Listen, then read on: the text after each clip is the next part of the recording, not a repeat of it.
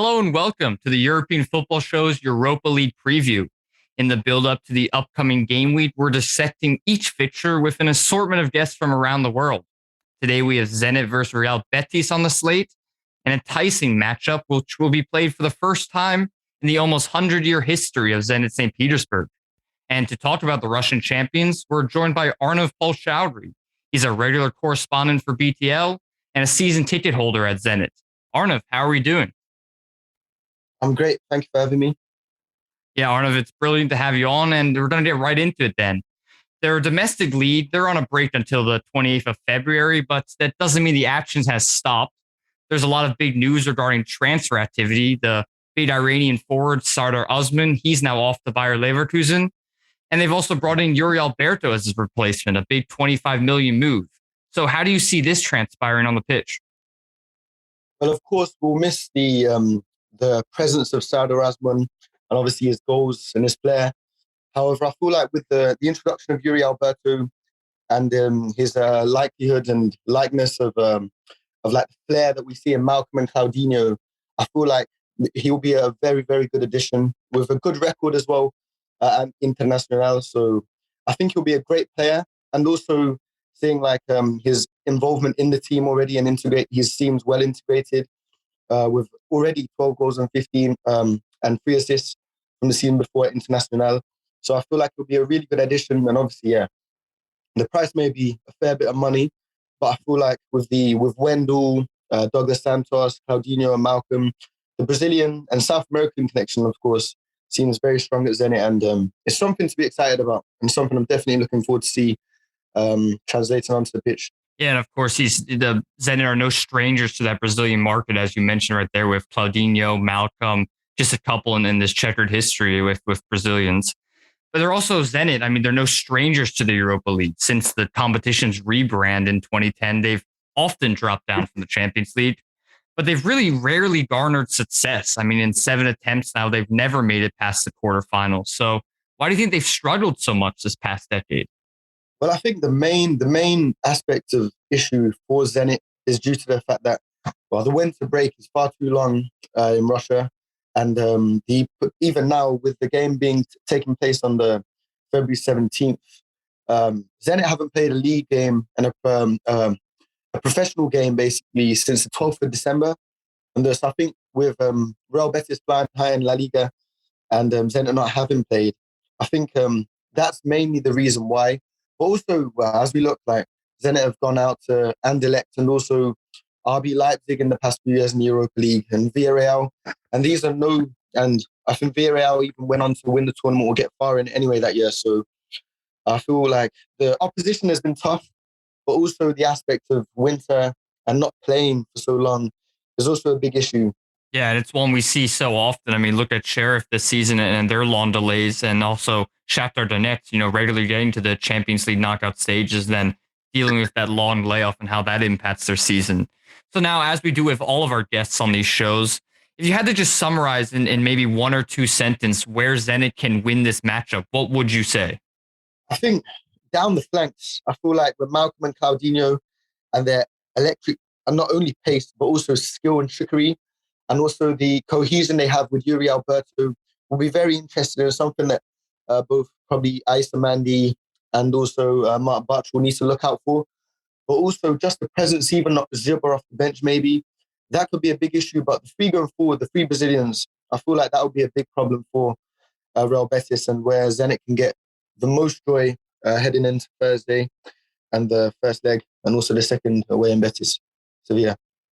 Yeah, now looking on the flip side, if Zenit were to lose this fixture, where would that come from? I think it'd be the form and also the amazing form that Real Betis are on, but also the mentioned winter break and maybe the quite slow defenders that we have at the back. But with like Nabil Fekir, I feel like he'll be a main threat going forward, and I feel like he'll be a big problem. But if he can be contained and it can be a good solid result at the Gazprom, then I feel like they should worry away in Sevilla in the next week. So it should be a good game and one I'm looking forward to. And yeah, I'll be there at the Gazprom. So yeah. Yeah, brilliant. And some great insight there from Arnov. And now we're on to the other side of this debate. Real Betis.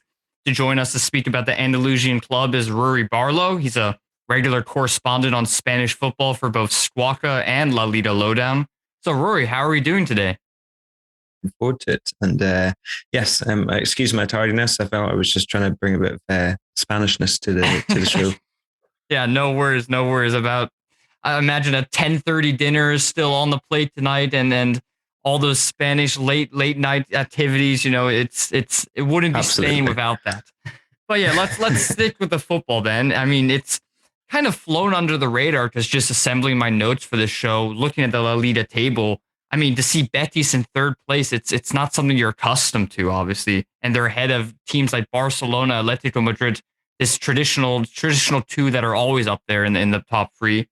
So, and I think a big part of this is obviously the arrival of Manuel Pellegrini, as he took over the side after they finished 15th in the 1920 campaign and steadily progressed them into a Europa League side and potentially even a Champions League outfit next season. So, what do you think he's really done in his time in charge? Well, I think it's important to note that Real Betis did have a decent team before he arrived. They had some talented players, Nabil Fekir, Sergio Canales.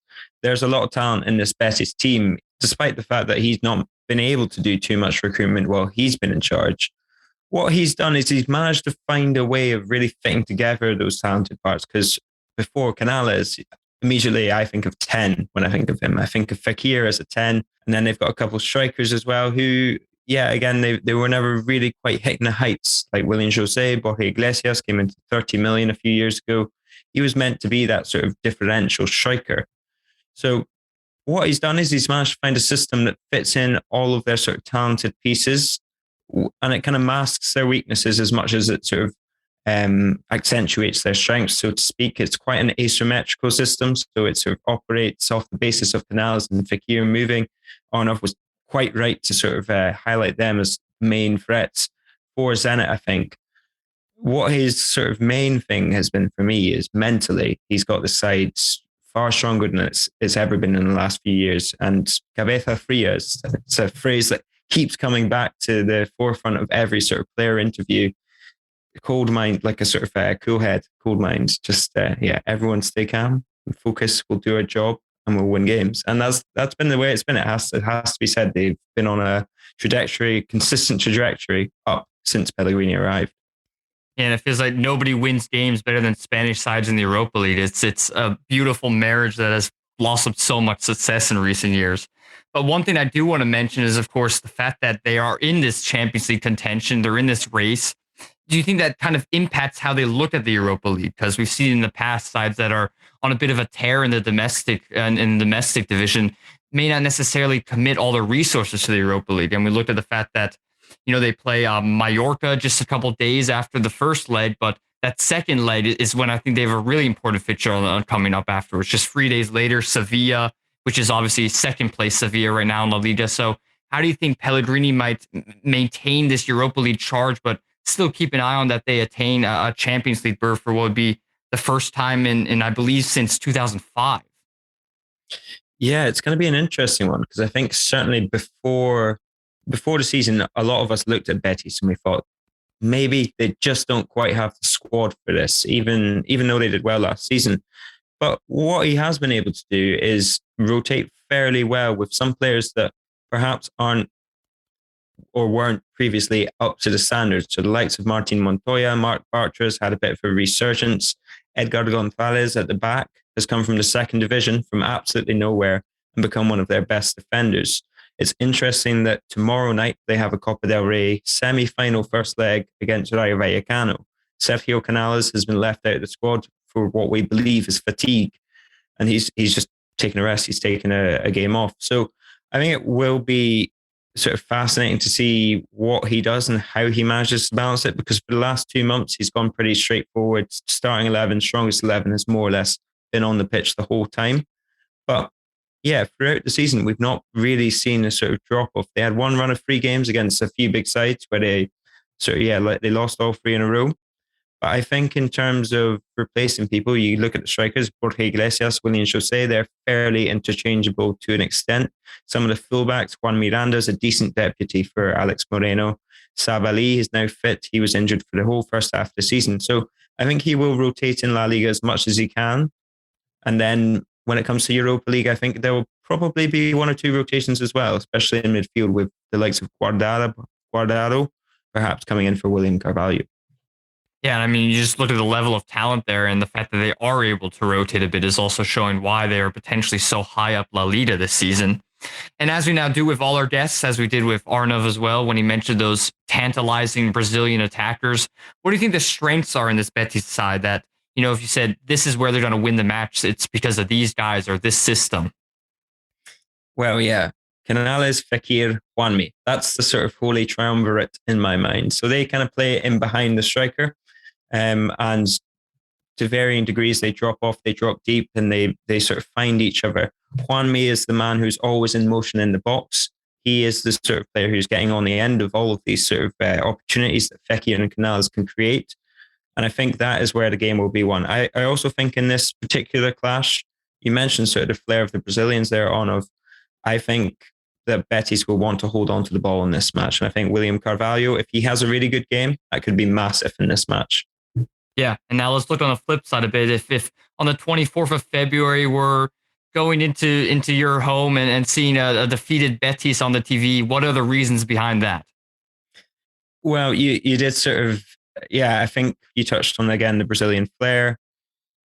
The fullbacks, although I've been impressed with Bellerin this season, although I've been impressed with Alex Moreno, they still aren't out-and-out defenders in my mind. And I think if you look at perhaps one of their more recent defeats against the likes of Athletic Club, one of the reasons they were able to get at Betis and really trouble them was by being very intense and attacking the wings and taking the ball off Betis for a little bit of time and putting pressure on that defence. So I think if they can do that, if they can find a situation where they can get a few one-on-ones against Bellerin and Alex Moreno, that might be the key for Zenit. Perfect. And then now to summarize the show, bring it to an end, Arnov, bringing you back in here again. Who's going to win this matchup? Go out on a limb, Zenit or Betis? Who's going through to the round of 16 in the Europa League? Well, this will be the year that we do get to the round of 16 and further, I think. I think Zenit going forward, as mentioned, with Yuri Alberto, Malcolm and Claudinho, I think that's arguably one of the best attacks in the Europa League, barring Barcelona, of course.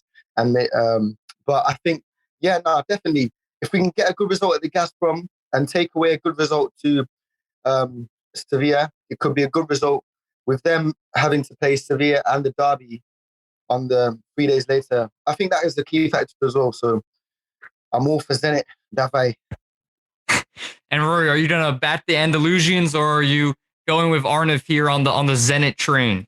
I couldn't go against Don Manuel Pellegrini. I think he wants to do something big this season, whether that be qualifying for the Champions League or winning the Europa League. Of course, at the home of Sevilla, I think he's going to just about make it through this one. I'm going to go 3-2 on aggregate if you want something real precise. I think Betis will come through this. Brilliant. Thanks you for joining me today, Arnov, and your name is avoiding me just at the end. And Rory, a pleasure to have you guys here. And can't wait for that fixture. Brilliant, guys. Thanks for coming on.